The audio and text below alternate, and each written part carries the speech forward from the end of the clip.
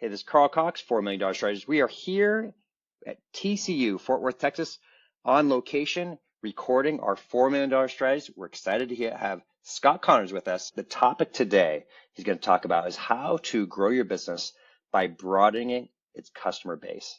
Scott, tell us some insights on how to get that done. Yeah, first of all, and thanks, as always, Carl, you got to have a mindset. And let me give you the example that I use. If your vision is to reach Mars, you may have to develop a low orbit satellite company that provides internet to the world to help fund that mission. So if you're focused primarily on one customer or one customer segment, it may not be the right customer segment to get you where you want to go. For example, if you're focused on life-saving equipment or first responder marketplace and you're starting a business, you have to understand that it's going to take you a long time to get approved as a vendor and get paid from the municipality. But if you're selling that same life-saving equipment, say, to the commercial construction industry, you get paid a lot quicker and your barriers to entry are a lot easier. So always think about broadening your customer base in terms of who's my ideal customer, and then in terms of what's the path to get us there. You don't always reach your ideal customer segment to begin with.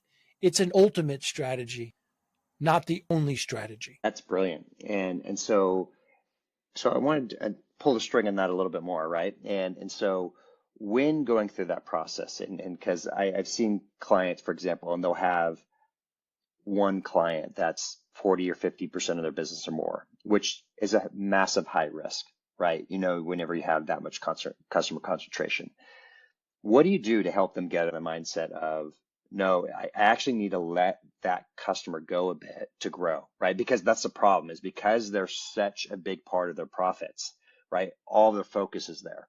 How do you release that part so they become willing and able to accept new customers and actually serve them well also? Yeah. So don't look at it in terms of economic dependence, and don't think of it in terms of letting go.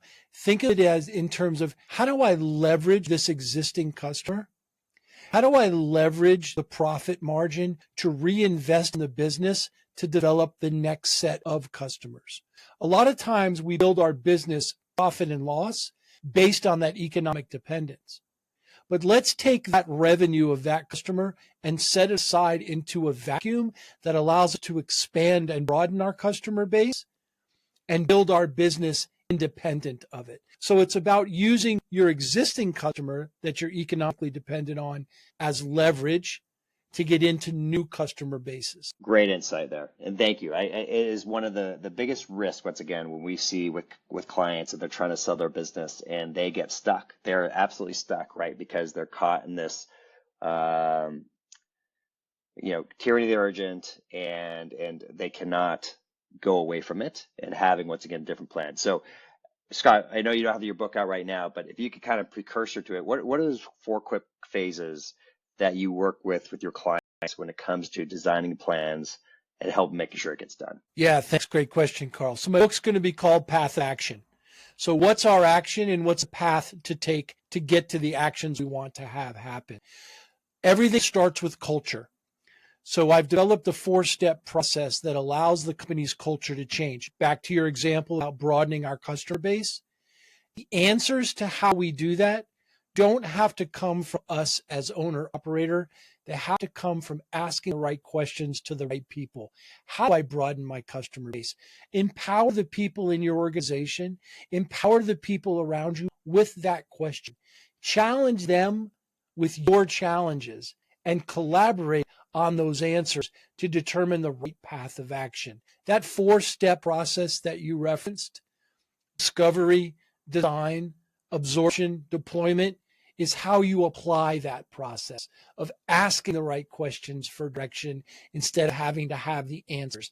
That mindset shift alone allows companies to execute on a 4M strategy. Scott, thank you for those insights, and thank you so much for being part of $4 Million Strategies. Thanks for having me.